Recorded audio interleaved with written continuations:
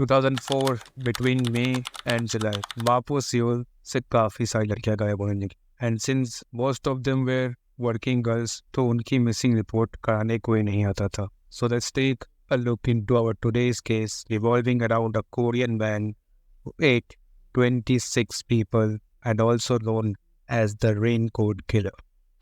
यो Yong चुन. यो का जन्म 18 अप्रैल 1970 को वुचेक डिस्ट्रिक्ट ऑफ साउथ कोरिया में एक गरीब परिवार में हुआ था. यो के पैदा होते ही यो के माता पिता सेपरेट हो चुके थे एंड यो और यो की सिबलिंग्स उनके ग्रैंडमदर के साथ रहा करते थे. बट आफ्टर सम टाइम यो के फादर यो और यो के सिबलिंग्स को लेके मापो डिस्ट्रिक्ट ऑफ साउथ कोरिया में शिफ्ट हो गए, जहां यो और यो के सिबलिंग्स उसके फादर और उसके स्टेप मदर के साथ रहते थे. ऐसा नहीं था कि यो की स्टेप मदर यो से प्यार करती थी या उसका ख्याल रखती थी. Instead she used to physically abuse them and she was also violent with them. Yo के स्कूल में भी यो को अक्सर उसके फाइनेंशियल स्टेटस को लेके बुली किया जाता था. And from then, you develop a hatred feeling for the wealthy and rich people of the society. यो को आर्ट में काफ़ी ज़्यादा इंटरेस्ट था. उसे गाना गाना आता था, उसे ड्राइंग करना पसंद था, उसे पेंटिंग करना पसंद था, इवन उसे गिटार बजाना भी आता था. इसी के चलते उसने एक आर्ट स्कूल में अप्लाई किया, but he was rejected for his poor academic performance.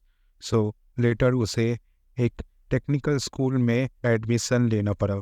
Technical school में एनरोल होने के बाद ऐसा नहीं था कि उसने सोचा कि now I will study and I will earn money. Instead उसने एक अलग रास्ता चुना पैसा कमाने के लिए. It was the path of crime. And on 1988 जब वो 18 साल का था, he got arrested for killing and was sent to juvenile detention centre. वहाँ से बाहर आने के बाद एज आई अर्लियर सेड कि उसे पढ़ाई में कोई इंटरेस्ट नहीं था. So he failed his high school and eventually dropped out. और यहाँ से ही started doing more crimes.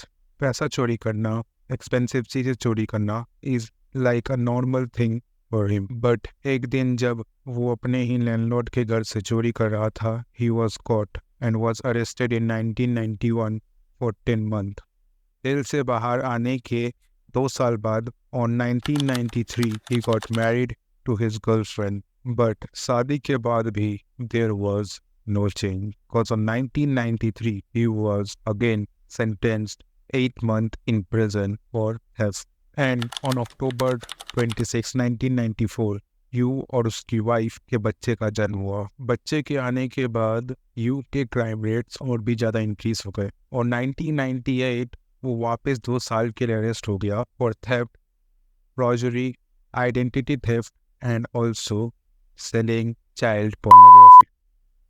And jail से निकलने के बाद ही was again arrested and sentenced 3 years and 6 months in prison for raping a 15-year-old girl. And on the same year, on October 27, 2000, he was divorced by his wife. Look, हमने काफ़ी सारे cases में देखे हैं कि जब क्रिमिनल क्राइम करने के बाद जेल में जाता है, then he decide to leave the path of crime और एक राइट पाथ में चलने का ट्राई करता है. But this was not the case with you. Even Yo ने जेल में जाने के बाद उसने अपना एक नया आइडियल बना लिया था, जो था John do young, a person who kill 9 people between 1999 and 2000 and most of his victims belong to wealthy and rich families, something you can relate to. He also quoted that women should not be slugged and the rich should know what they have done. On September 11, 2003, he was released from prison, but with a hatred feeling toward the wealthy and rich people and also for the women. उसने अपने हिसाब से एक हथौड़ा चुना और उसकी grip को अपने हाथों के लिए कस्टमाइज करवाया और वो हंट पे निकल गया. On 24 September 2003, यो जबरदस्ती एक घर में घुसा. जो कि एक यूनिवर्सिटी प्रोफेसर ली ब्योक्सू का था।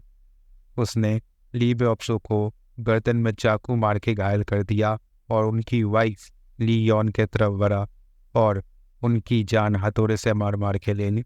और फिर उसने ली ब्योक्सू को भी हथौड़े से मार के उनकी हत्या कर दी। उसने क्राइम सीन को एक रॉबरी अटेम्प्ट का लुक दिया ताकि वो पुलिस को कंफ्यूज कर सके। क्राइम सीन में आने के बाद पुलिस को यो के शूज़ के फुटप्रिंट्स मिले।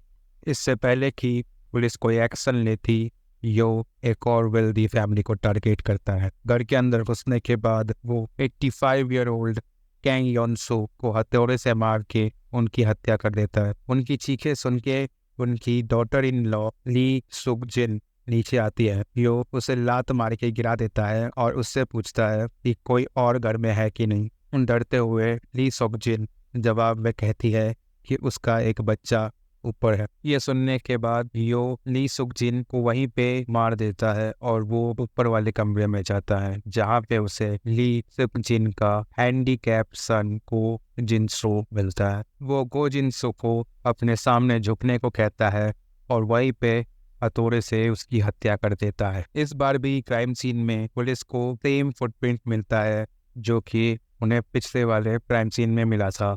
उसके एक हफ्ते बाद यानी अक्टूबर 16, 2003 यो गंगनम सियोल के घर में घुसता है। उस टाइम में घर में सिर्फ एक ही मेंबर था and it was 60 year old Yo John ही। यो उन्हें भी हथौड़े से मार के उनकी भी हत्या कर देता है। उसके लगभग एक महीने बाद यानी नवंबर 18, 2003 यो का एनकाउंटर घर के हाउसकीपर से हुआ। पे जी हिए यो ने उसे धमका कर घर के मेन रूम के बारे में पूछा जहां 87 ईयर ओल्ड किम जोंग स्योक के साथ एक बेबी भी था। यो ने बिना कुछ सोचे किम जोंग स्योक की हत्या की और बच्चे को लेके दूसरे घर में रख दिया। फिर उसने बे जी हिए की भी हत्या हथौड़े से मार के कर दी। बट क्राइम सीन को रॉबरी अटेम्प्ट का लुक देने के चक्कर में यो का हाथ कट गया। यो ने पूरा घर जला दिया ताकि पुलिस को वहां से कोई भी डीएनए एविडेंस ना मिले। Fortunately the baby was later found alive.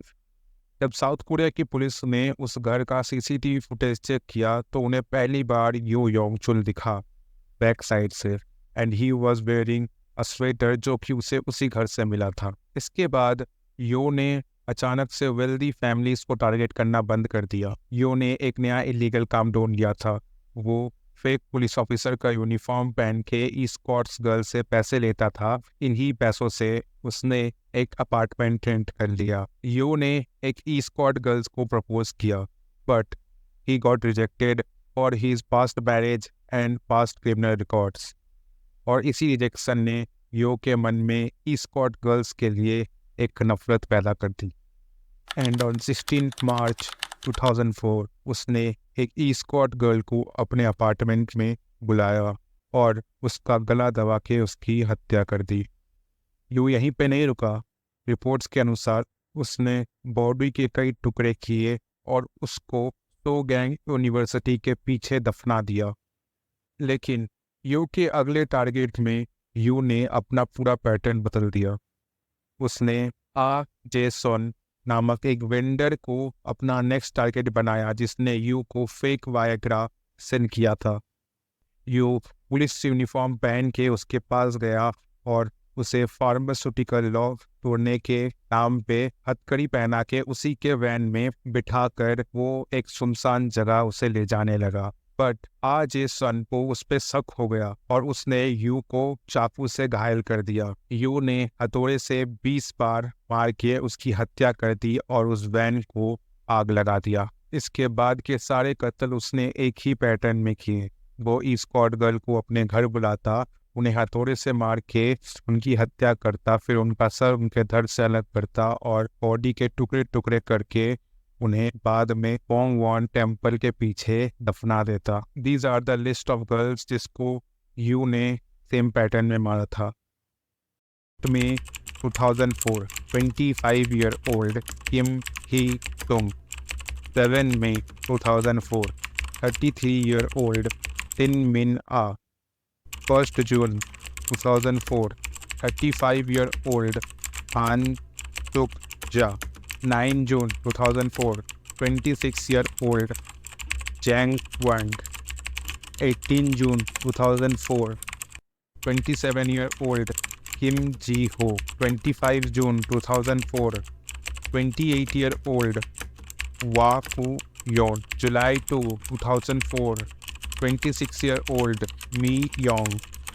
July 9, 2004, 24-year-old Sun Hee. July 13, 2004, 27-year-old बी योंग। उसके लास्ट मर्डर के 2 दिन बाद ही एक मसाज पार्लर के ओनर ने नोटिस किया कि उसके सैलून की काफ़ी सारी वर्कर लड़कियां गायब हो रही हैं। थोड़ी छानबीन के बाद पता चला कि सारी लड़कियां एक ही नंबर से कॉल आने के बाद से गायब हैं।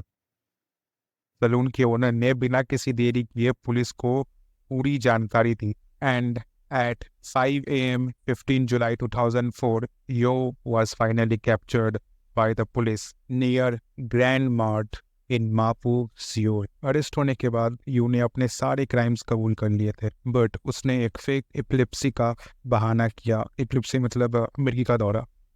उसने एक फेक मिर्गी का दौरा का बहाना किया और सरप्राइजिंगली पुलिस ऑफिसर ने उसकी हथकड़ियाँ खोल दी और वो वहाँ से फरार हो गया। बट 12 घंटे के अंदर ही यू को वापस पकड़ लिया गया और इस बार कड़ी निगरानी के साथ रखा गया। And at the end court ने उसे फांसी की सज़ा सुना दी।